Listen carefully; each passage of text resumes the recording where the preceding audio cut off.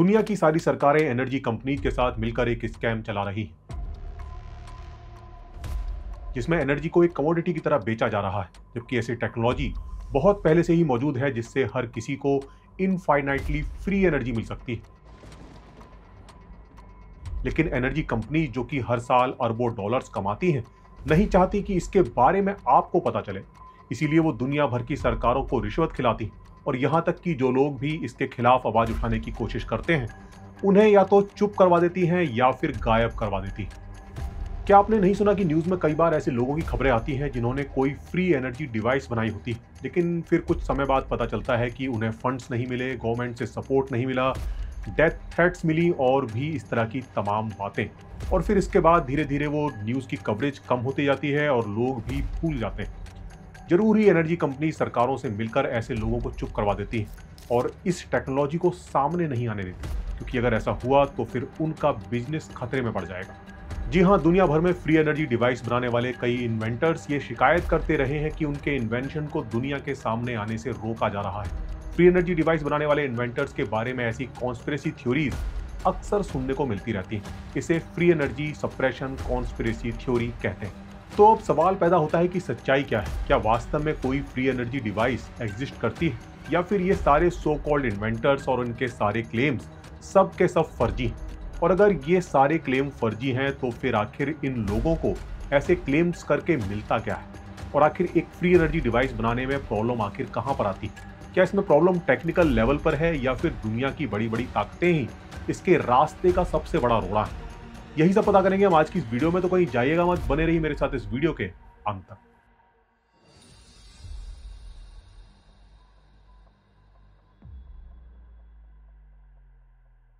दोस्तों, एक कार को इमेजिन कीजिए जिसकी बॉडी से एक आर्म अटैच करके उसके आगे एक पावरफुल मैग्नेट लटकाई हुई है। ये पावरफुल मैग्नेट कार के आगे लगी मेटल प्लेट को अपनी मैग्नेटिक पावर से पुल करेगी, जो कि अपने साथ में कार को भी पुल करेगी। और कार के आगे बढ़ने के साथ साथ आर्म से लटकी हुई मैग्नेट भी आगे बढ़ती जाएगी और इस तरह से कार बिना किसी एनर्जी के चलती जाएगी। अच्छा आइडिया है ना? या फिर इसमें कोई प्रॉब्लम है? इसका जवाब वीडियो में आगे मिलेगा। फ्री एनर्जी डिवाइस या फिर जिन्हें परपेचुअल मोशन मशीन्स भी कहा जाता है, इनको बनाने की कोशिश कोई नई नहीं है। कई सेंचुरी से लोग इन्हें बनाने की कोशिश करते रहे हैं। जैसे 11वीं सेंचुरी के भास्कर आचार्य, जो कि इंडिया के एक फेमस साइंटिस्ट एंड मैथमेटिशियन थे, जिन्होंने एक व्हील का डिजाइन बनाया था जिसे उन्हीं के ही नाम पर भास्कर व्हील के नाम से जाना जाता है। इस व्हील के बीच में एक खास शेप के कुछ हॉलो चैम्बर्स होते थे जिसमें मरकरी भरा जाता था। आप देख सकते हैं कि इस खास डिजाइन की वजह से मरकरी व्हील की एक साइड में दूसरी साइड के कंपैरिजन में ज्यादा क्वांटिटी में इकट्ठा होता, जिससे उस व्हील की एक साइड कंपैरेटिवली हैवी हो जाएगी, जिसकी वजह से वो साइड अपने वजन की वजह से नीचे जाएगी। पर इस खास डिजाइन के चलते इस व्हील की एक साइड लगातार हैवी बनी रहेगी और इस तरह से ये व्हील बिना बाहर से कोई एनर्जी लिए हमेशा ऐसे ही घूमता रहेगा। मतलब कम से कम भास्कराचार्य जी ने तो ऐसा ही सोचा था। इसी तरह रॉबर्ट बॉयल, जिन्होंने बॉयल्स लॉ दिया था, उन्होंने भी एक परपेचुअल मोशन मशीन की डिजाइन बनाई थी, जो कि था एक सेल्फ वाटरिंग पॉट। इस पॉट के बॉटम में से एक पतला सा पाइप निकलकर पॉट के ऊपर तक जाता था। बॉयल का मानना था कि कैपिलरी एक्शन की वजह से पानी ग्रेविटी के अगेंस्ट पाइप में चढ़कर पॉट के ऊपर तक पहुंच जाएगा और फिर वहां से पॉट में गिर जाएगा और इस तरह से ये प्रोसेस लगातार ऐसे ही चलता रहेगा। आज भी तमाम इन्वेंटर्स ऐसी ही मशीनों को बनाने की जुगत में लगे हुए हैं, जो कि बिना किसी एनर्जी के परपेचुअली वर्क कर सके।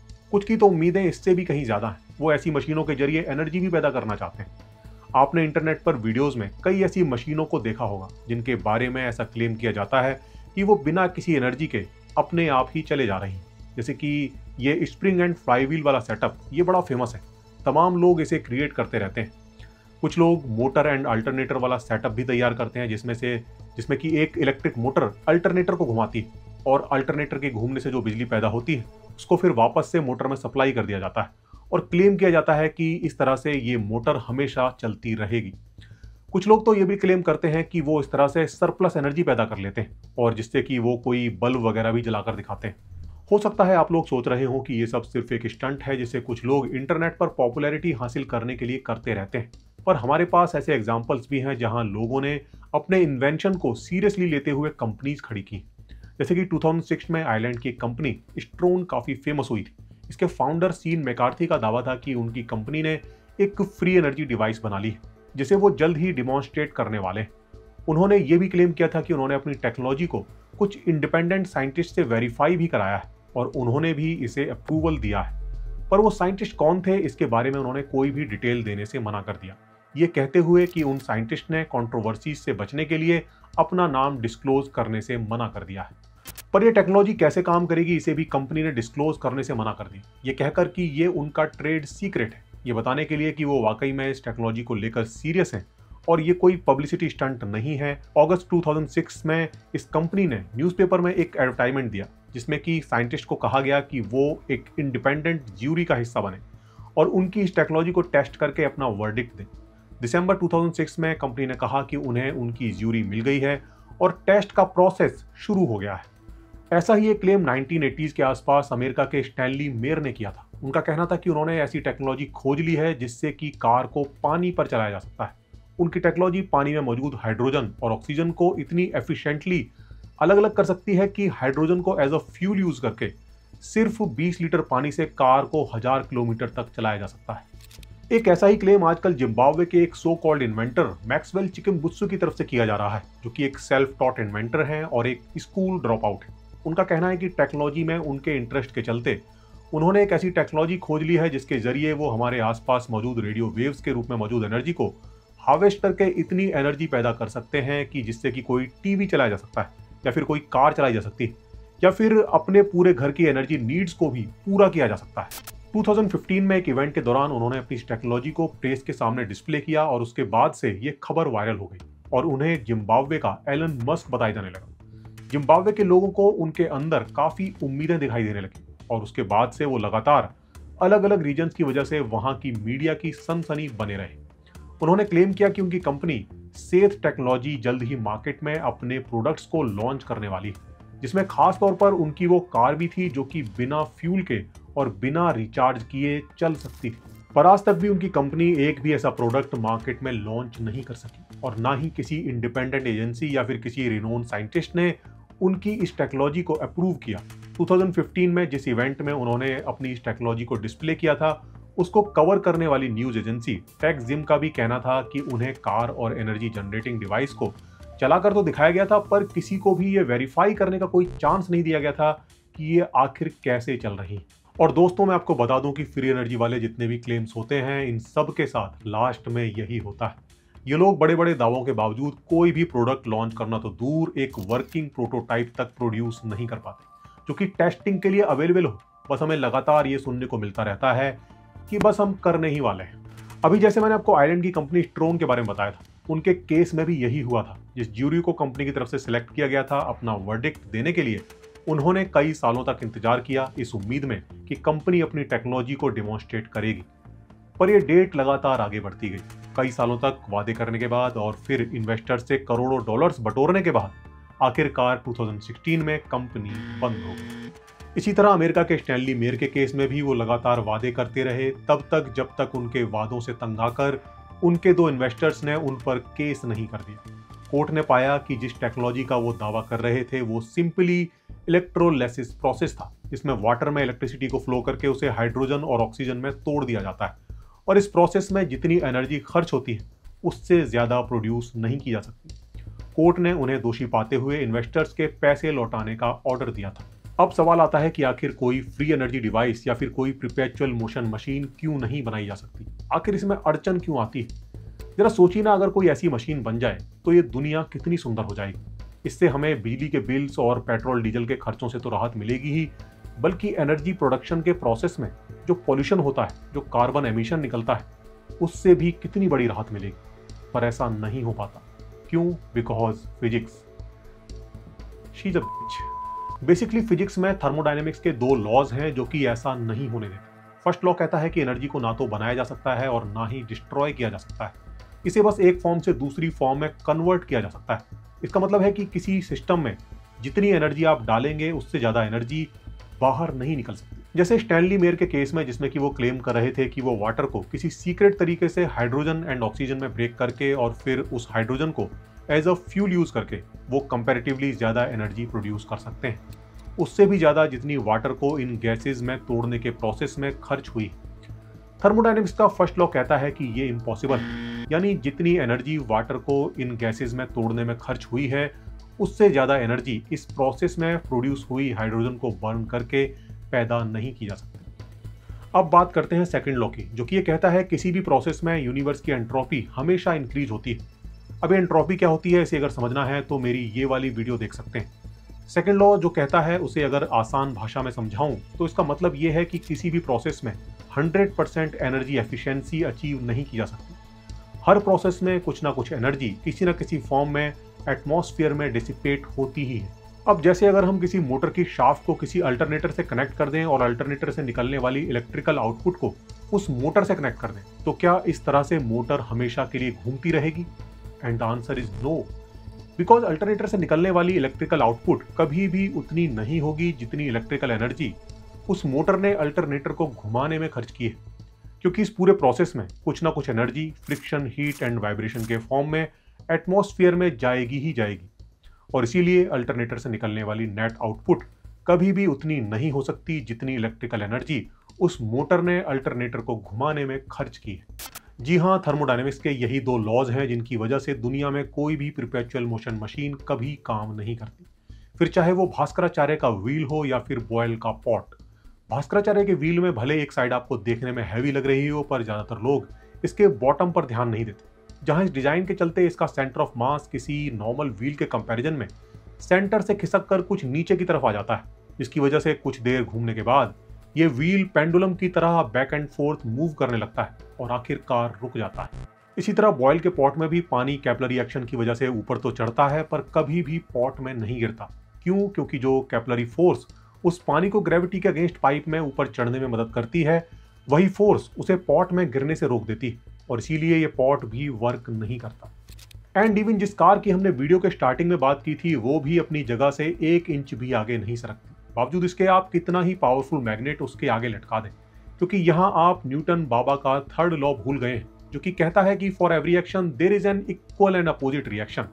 यानी जितनी फोर्स से वो मैग्नेट कार को खींचेगी उतनी ही फोर्स से वो कार भी मैग्नेट को खींचेगी, और रिजल्टेंट फोर्स हो जाएगा 0 और कार अपनी जगह से नहीं हिलेगी।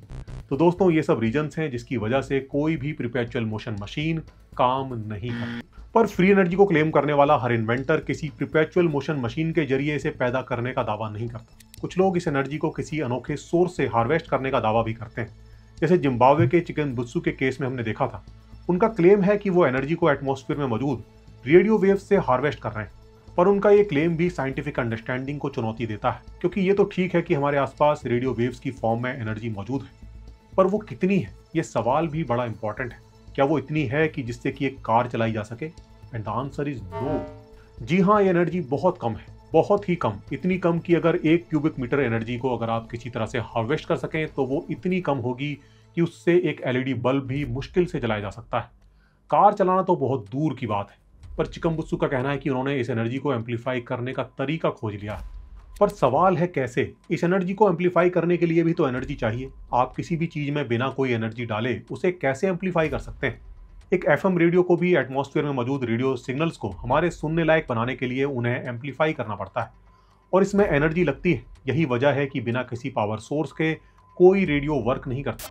पर दोस्तों, ये सब टेक्निकल बातें दुनिया में बहुत कम लोग समझ पाते हैं। ज़्यादातर लोग इस तरह के क्लेम्स पर इसलिए विश्वास करते हैं, इसलिए विश्वास करना चाहते हैं क्योंकि ये क्लेम्स उन्हें एक खुशी देते हैं, एक उम्मीद देते हैं। चिकनगुत्सु के केस में भी अगर हम देखें तो जिम्बाब्वे के लोगों के लिए वो भी एक उम्मीद की तरह है, एक उम्मीद कि हमारा कल बेहतर होगा, हमें एनर्जी के लिए किसी पर डिपेंड नहीं होना पड़ेगा, हमारे एनर्जी के बिल्स 0 हो जाएंगे, हमारा देश इस टेक्नोलॉजी की वजह से दुनिया का लीडर बन जाएगा, हमारा भी दुनिया में दबदबा होगा, हमारी भी इकोनॉमी आसमान को छुएगी, सबकी गरीबी दूर हो जाएगी, बड़े बड़े देश हमारे आगे झुकेंगे। और ये सपना इतना सुहाना है कि लोग बस इस पर विश्वास कर लेना चाहते हैं। अगर कोई उन्हें बताता है कि ऐसा नहीं हो सकता तो वो उसकी बात को सुनना भी नहीं चाहते, क्योंकि वो उनके इस सुहाने सपने को तोड़ रहा है। लोगों की इसी मासूमियत का फायदा उठाकर उन्हें इतिहास में अनगिनत बार ठगा गया है और आज भी तरह तरह से ठगा जा रहा है।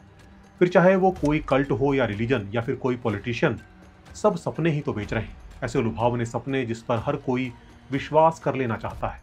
लोगों के रिलीजियस सेंटिमेंट्स और उनकी देशभक्ति की भावना का फायदा उठाकर उन्हें अपने फायदे के लिए इस्तेमाल करने की ट्रिक कोई नई नहीं है, हजारों सालों से ऐसा किया जा रहा है। अगर अपने देश में भी आप देखेंगे तो आपको तमाम एग्जाम्पल्स आसानी से दिख जाएंगे। अब जैसे अगर आप चिकिम्बुत्सु की कंपनी सेथ टेक्नोलॉजी की वेबसाइट के अबाउट में जाकर चिकिम्बुत्सु के बारे में पढ़ेंगे तो वहां उसे एक रिलीजियस और स्पिरिचुअल इंसान के तौर पर दिखाने की कोशिश की गई और उसकी एबिलिटीज को गॉड गिफ्ट बताया गया है। कुल मिलाकर उसकी इमेज को एक सुपर ह्यूमन, एक मसीहा की तरह पेश किया गया है और एक मसीहा की कल्पना जो आकर देश की सारी प्रॉब्लम्स को चुटकी बजाते ही दूर कर देगा, बेहद सुकून देने वाली है। ये एक ऐसी कल्पना है जिस पर लोग यकीन करना चाहते हैं। ऐसे लोगों को जगाना, ऐसे लोगों को समझाना बड़ा मुश्किल होता है क्योंकि वो विश्वास करना चाहते हैं। आपकी बातें उनके सुहाने सपनों को तोड़ती हैं और इसीलिए वो ऐसे लोगों से नफरत करते हैं और उन लोगों को पसंद करते हैं जो कि उनके इस सुहाने सपने को किसी तरह जिंदा बनाए रखें। और हैरानी की बात है, ऐसा करने के लिए उन्हें कोई ज्यादा मेहनत भी नहीं करनी पड़ती क्योंकि लोग तो यकीन करने को राजी हैं, वो तो यकीन करना चाहते हैं, उन्हें तो बस कोई बहाना देना है और यहाँ पर कोई भी बेतुका बहाना काम कर जाता है। जैसे दुनिया के सारे पावरफुल देश मेरे खिलाफ हैं, दुनिया की बड़ी बड़ी एनर्जी कंपनीज मेरे काम को रोकना चाहती हैं, इस तरह की कॉन्स्पिरेसी थ्योरीज बड़ी आसानी से काम कर जाती हैं। पर ये सब करके इनको मिलता क्या है? फेम मिलता है, ये तो हम सभी जानते ही हैं, पर इसके साथ साथ बहुत सारा पैसा भी मिलता है। जी हाँ, जितने भी लोगों ने इस तरह के क्लेम्स किए हैं, फिर चाहे वो आयरलैंड की स्ट्रोन कंपनी हो या फिर अमेरिका के स्टैनली मेयर या फिर कोई और भी, सभी ने जमकर फंड रेज किया है। जिम्बाब्वे के चिकिम्बुत्सु भी यही कर रहे हैं। उनकी वेबसाइट पर भी अगर आप जाते हैं तो वहां पर भी आपको इन्वेस्ट करने के लिए मोटिवेट किया जाता है। और इसके साथ ही चिकिम्बुत्सु इंटरनेट और सोशल मीडिया का इस्तेमाल भी अपने प्रचार के लिए कर रहे हैं। अगर आप उनका नाम गूगल पर सर्च करते हैं तो आपको उनके फेवर में कई पेजेस देखने को मिल जाएंगे जहां उन्हें जिम्बाब्वे का एलन मस्क तक बताया गया है। इसी तरह यूट्यूब पर भी कई अफ्रीकन क्रिएटर्स ने उनके फेवर में वीडियोस बनाई हुई। अगर आप थोड़ा सा रिसर्च करेंगे तो आपको पता चलेगा कि हर दिन कुछ ना कुछ कंटेंट उनके फेवर में बनाया जा रहा है और ये सब तब है जबकि आज तक उन्होंने प्रोडक्ट को लॉन्च करना तो दूर, बल्कि एक भी सक्सेसफुल प्रोटोटाइप भी दुनिया के सामने टेस्ट के लिए पेश नहीं किया है। कुछ समझ आ रहा है आपको?